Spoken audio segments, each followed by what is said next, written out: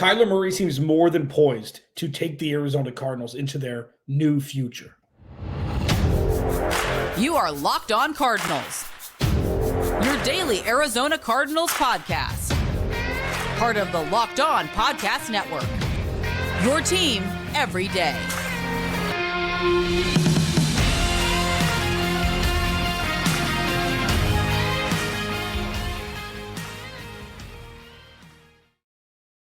Cardinals, Alex Clancy here. Follow me on Twitter, Clancy's Corner. Follow the podcast at Locked On AZ Cards. Thank you for making Locked On Cardinals your first listen each and every day, free wherever you get your podcast and on YouTube. Please go to the YouTube channel, search Locked On Arizona Cardinals. Hit the subscribe button. It takes 2 seconds, man. Turn the notifications on. It takes 2 seconds, man or lady. Then you'll get all the notifications for when new shows are up. Seems very simple. It is very simple, in fact. So please go do that. This episode of Locked On Cardinals is brought to you by Prize Picks, the easiest and most exciting way to play daily fantasy sports. Go to prizepicks.com/LockedOnNFL and use code all lowercase LockedOnNFL for a first deposit match up to $100. It's time. Going to break down the game. Going to break down Kyler Murray's growth and maturity this offseason and through, the first 9 weeks. And I'm going to discuss a Joshua Dobbs interview that he did on a podcast that shed light into his last 36 hours as an Arizona Cardinal. And this is not a shade casting segment. It's an exploration through what looked like a dysfunctional situation, but I think that I am just predisposed to expecting things to not be handled the right way. And I'll explain. And then path to victory in the final segment, as always, on Friday. As we roll on here into Week 10, Kyler Murray's going to start on Sunday. James Conner is set to be back on Sunday. He joins the likes of Hollywood Brown, Michael Wilson, Rondale Moore, Trey McBride, Paris Johnson Jr., Jalti Froholt, probably Kelvin Beachum, and an offense that's never been as healthy since Kyler went down last year. Going up against an opponent, gives a bunch of points. Gives up a bunch of points.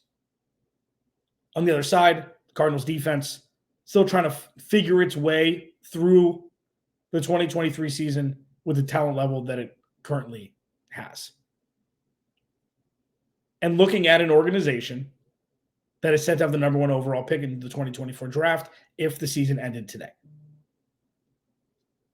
And a couple things. Can we just... We made it through the second half of last season. We made it through the offseason. We made it through the first half of the 2023 season. And Kyler Murray is finally back. The naysayers will finally get proof that they are right or wrong about Kyler Murray. The people who believe Kyler Murray is the quarterback for the future will get proof on whether they're right or wrong about Kyler Murray as the future QB1 of the Arizona Cardinals. I am in the latter camp. Everydayers know that. If this is your first listen, thank you. Before going into what Kyler Murray said to the media for the first time in a while, it was kind of a surprise, impromptu. Kyler Murray's going to talk today, which I liked. I liked how they didn't parade it around. It was business as usual. Kyler Murray's the quarterback. He's off pup. He's going to start on Sunday. Here, talk for 20 minutes. And he did. Let's set the stage for what we're about to experience. Not in Week 10 only. 11, 12, 14, 15, 16, 17, 18, whatever it is. This is the beginning of the clarity mission. This starts the wheels in motion for what the future of the Arizona Cardinals organization will look like. It's like, well, obviously, Kyler Murray's coming back. We're going to find out. Every single play from now through the end of the Week 18 matchup will shape what the future of this organization is going to look like. Not just for 2024, but for well beyond that. Per best case scenario, I put it on Twitter, like, here's the thing. You want the team to win, or I do. It's always better. Win's always better than a loss. Even if you're jockeying for position, for the 2024 draft, whatever it may be. You want to see, I personally, every day as you can think as you wish, I want to see the Cardinals come out and win 8 in a row. Why not? That means they probably wouldn't make the playoffs. They'd probably be drafting 17th, and it'd be terrible for the 2024 draft, except for the fact that they have their quarterback one for the future, which is massively more important than any draft pick in the first round of any year, especially a 26-year-old quarterback one who's finally outside of the dome that Cliff Kingsbury housed Kyler Murray in and the rest of this team for the last 4 years, and Steve Keim. The reason why I kept harping on the term proof of concept, and I did it too, but I did preface it early on in the offseason. I'm like, there's going to be some things that I'm going to say so much through so many podcasts, they're going to turn into my cliches. Proof of concept, I think, is the ringleader, is the patriarch or matriarch, as it were, of my cliches. Because if Drew Petzing could show proof of concept of his offense working at an NFL level, which it did exponentially more effectively and efficiently than anybody could have imagined with Joshua Dobbs, and you elevate the quarterback level from a C- quarterback, C, to a B+, A- quarterback, the sky's the limit, baby. Now, Kyler Murray's not perfect. Kyler Murray's a different quarterback. Kyler Murray, all I thought about through the first 9 weeks, 8 weeks, was, man, Kyler Murray looked good in this offense. Man, Kyler Murray would have made that throw. Kyler Murray would have extended that play. Kyler Murray would have gotten out of the pocket quicker so he didn't have to take a sack. Kyler Murray wouldn't have thrown that interception, whatever it was. And now it's time to transition from proof of concept to let's see what we've got here while watching the Arizona Cardinals. So going into Sunday, it's going to be the future in motion. What Kyler Murray spoke, and I want to talk 2 minutes about this before I discuss the Joshua Dobbs, introspection into his last day and a half as an Arizona Cardinal.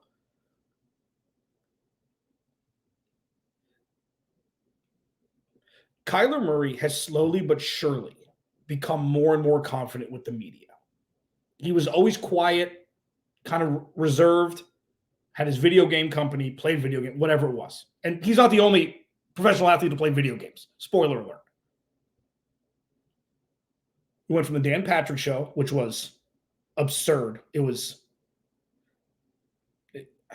off-putting, what it was.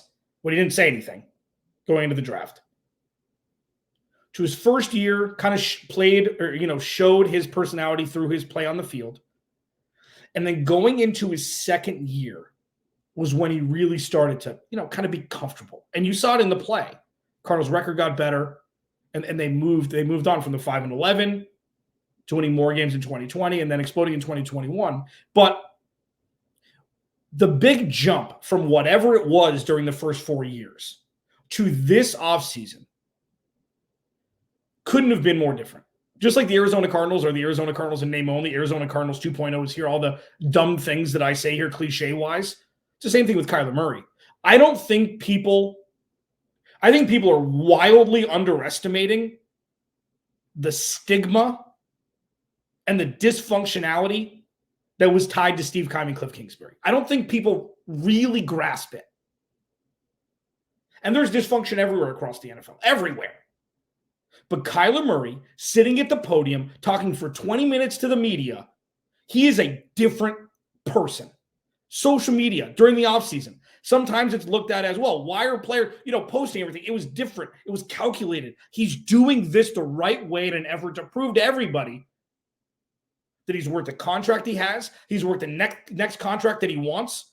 couple years down the road and being a QB1 in the NFL for over a decade to come, hopefully all of which with the Arizona Cardinals. Joshua Dobbs spoke. It was fascinating. I think that it's something that needs to be discussed as we talk about Sunday. Yeah, Joshua Dobbs is great. How do you not love Joshua Dobbs? Maybe he'll end up back as a backup for the Cardinals down the road. But he spoke. I reacted quickly because it was a quick reaction to everything that we'd experienced over the last decade in Arizona. Why is it different now? I'll discuss next as we roll on here. Locked On Cardinals, part of the Locked On Podcast Network. Your team every day. This episode of Locked On Cardinals is brought to you by Prize Picks. Prize Picks. And scene. Prize Picks is awesome, okay?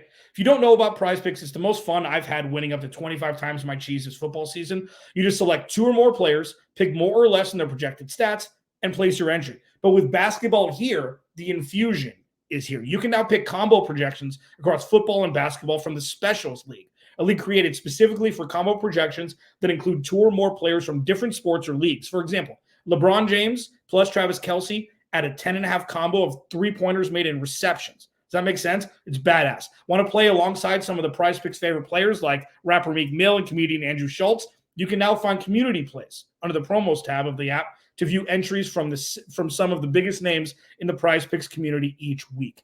Go to prizepicks.com/LockedOnNFL and use code LockedOnNFL for a first deposit match up to $100. Go to prizepicks.com/LockedOnNFL and use code LockedOnNFL for a first deposit match up to $100. Alex Clancy here. Thank you for making Locked On Cardinals your first listen each and every day, free wherever you get your podcast and on YouTube. You can follow me on Twitter at Clancy's Corner. Follow the podcast at Locked On AZ Cards. Thank you for being here, truly. Thank you for those who interact with me on Twitter. Thank you for those who DM me on Twitter. Thank you for those who comment on YouTube. I really I love this. A day doesn't go by where I take this for granted. I had a long journey from nothing in the Phoenix radio market to building up and being on a couple, big radio stations here. And it's not a knock. Like, I've been busting my ass here for a long time, and this is the most rewarding position I've ever held in sports media in Phoenix, and you are to thank. So thank you. Joshua Dobbs went on a podcast, and he highlighted the last 36 hours as an Arizona Cardinal. So they finish their game 2 weeks ago in Baltimore, where they lost by 7. It was close. I mean, it wasn't that close, but, they came back on an onside kick, kicked the field goal. It was closer. Talked with Jonathan Gannon on Monday, saying you're not getting traded. And then got a call from his agent later that night, I believe, saying, hey, you might get traded. Tuesday, trade deadline, he got traded. And so my first inclination was, damn it. One of the biggest things that I've discussed this offseason was Jonathan Gannon and Monty Ossenfort stand behind Kyler Murray. They've been unwavering in their support during his rehab, during his ramping up to playing, and now. So when I see what Jonathan Gannon said to Joshua Dobbs and what ended up happening, it's like, oh no, is Jonathan Gannon's word trustable, ironclad?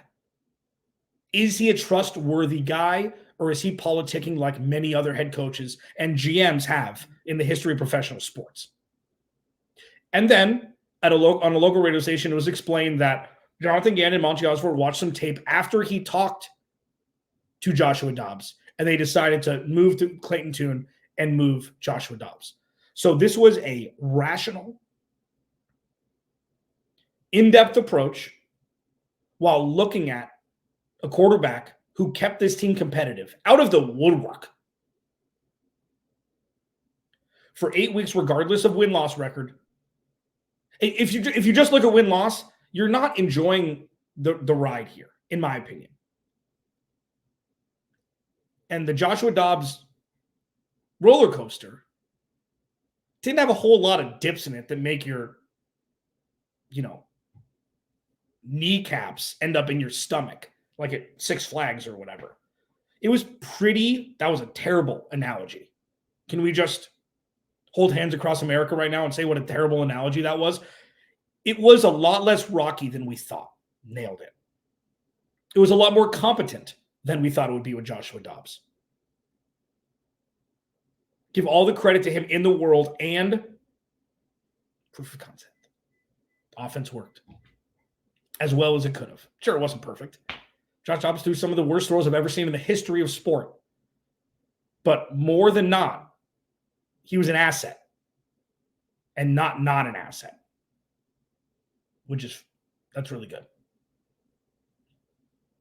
So the respect that they had for him was also coupled with their in-depth analysis on if he was right to move forward with, or if they would be better getting a late round pick for him instead and just starting Clayton Tune for 1 week knowing Kyler Murray was going to come back. I think it's very rational. The entire process of it.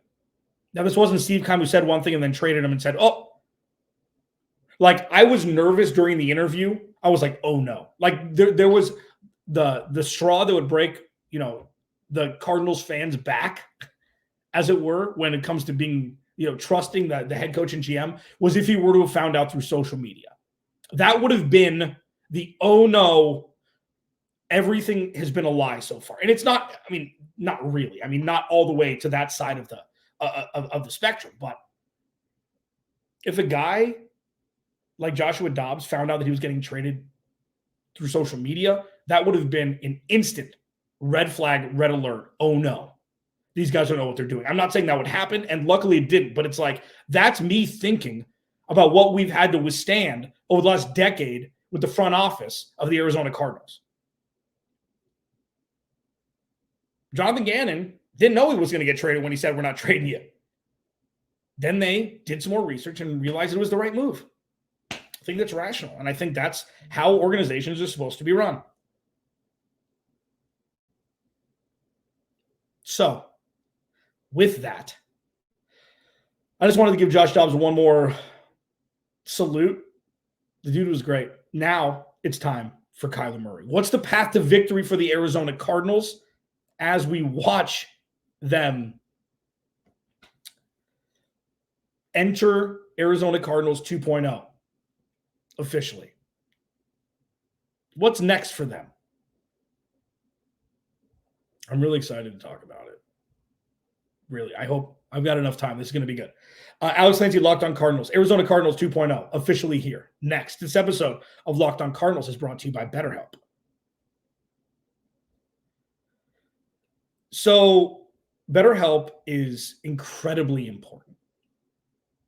BetterHelp is incredibly useful. And BetterHelp helps you break down walls that you didn't ever think that you'd be able to break down. And this time of year can be a lot. It's natural to feel some kind of sadness, anxiety about it. But adding something new and positive to your life can counteract some of those feelings. And therapy can be a bright spot amid all the stress and change. Something to look forward to make you feel grounded, and to give you the tools to manage everything going on. If you're thinking of starting therapy, you better help a try. It's entirely online, designed to be convenient, flexible, and suited to your schedule. Just fill out a brief questionnaire to get matched with a licensed therapist and switch therapists anytime for no additional charge. Find your bright spot this season with BetterHelp. Visit BetterHelp.com/lockedon to get 10% off your first month. That's BetterHelp, HELP.com/lockedon.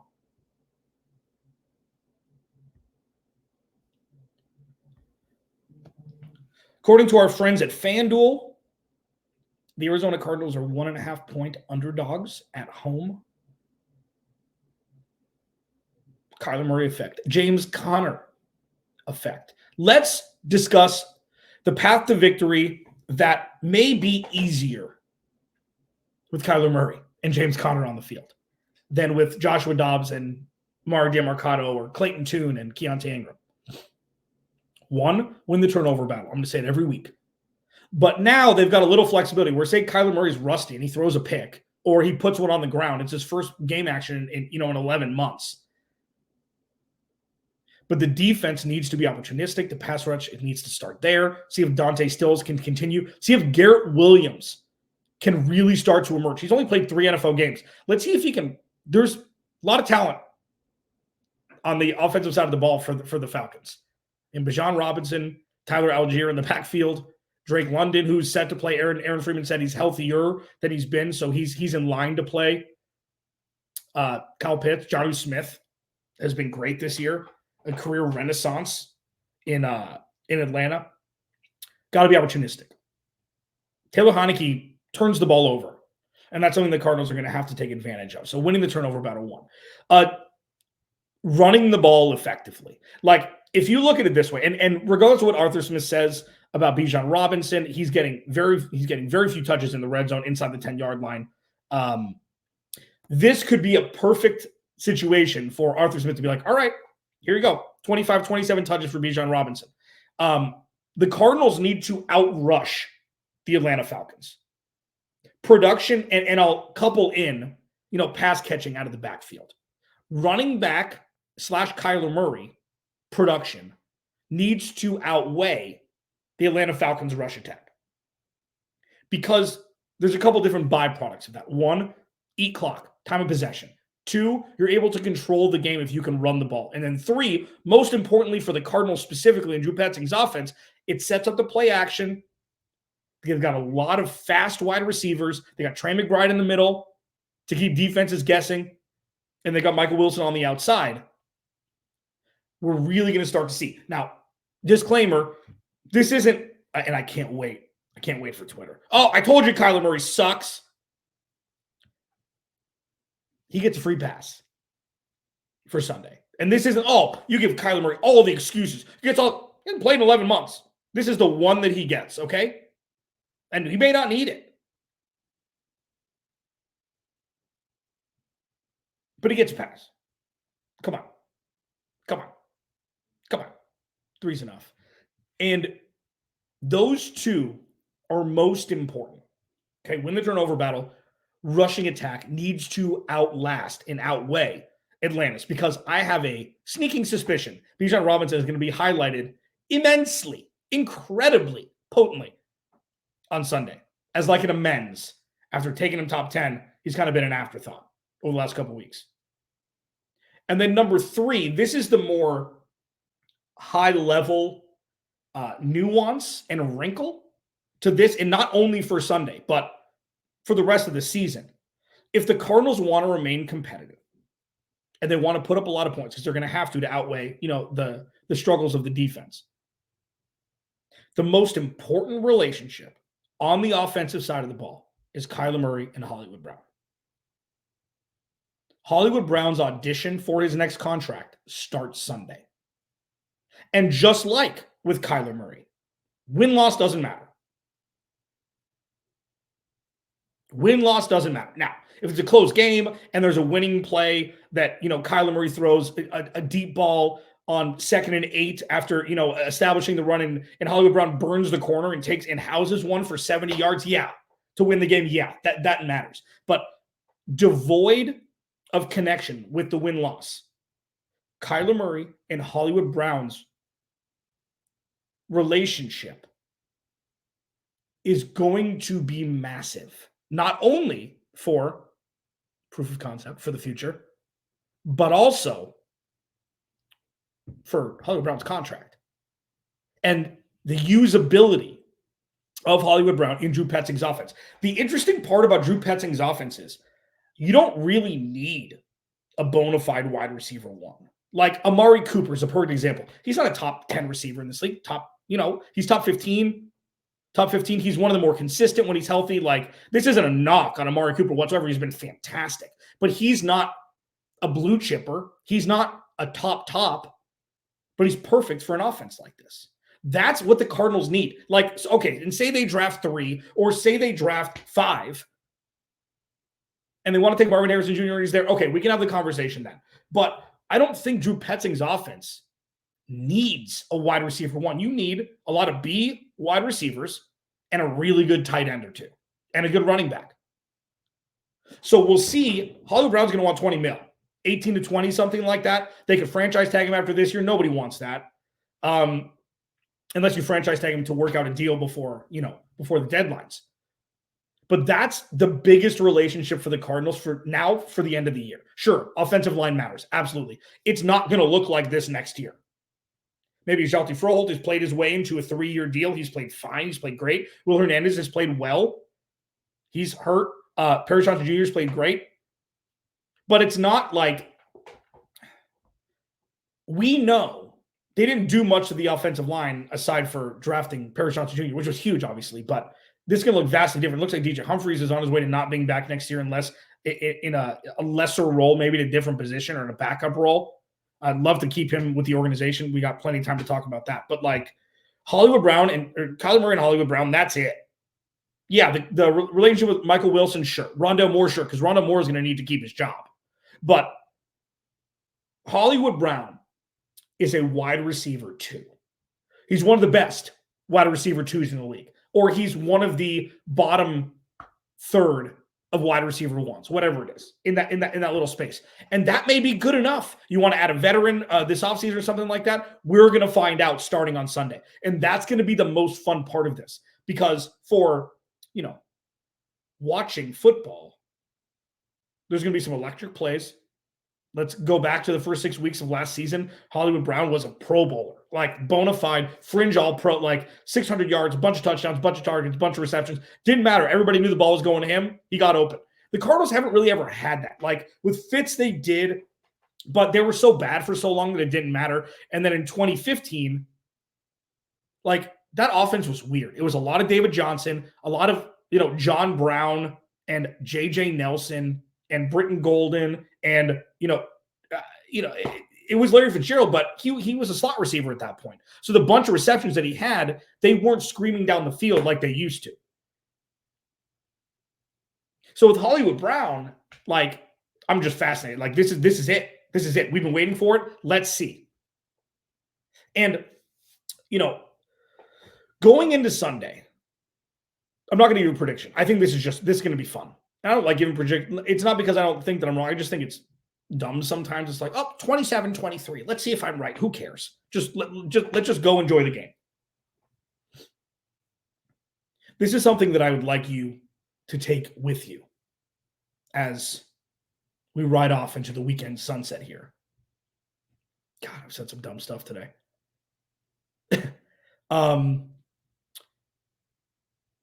Regardless of the results of any situation for the remainder of the season, Hollywood Brown, Kyler Murray, offensive line, James Conner, Trey McBride, the defense, Marco Wilson, Zaven Collins, it doesn't matter.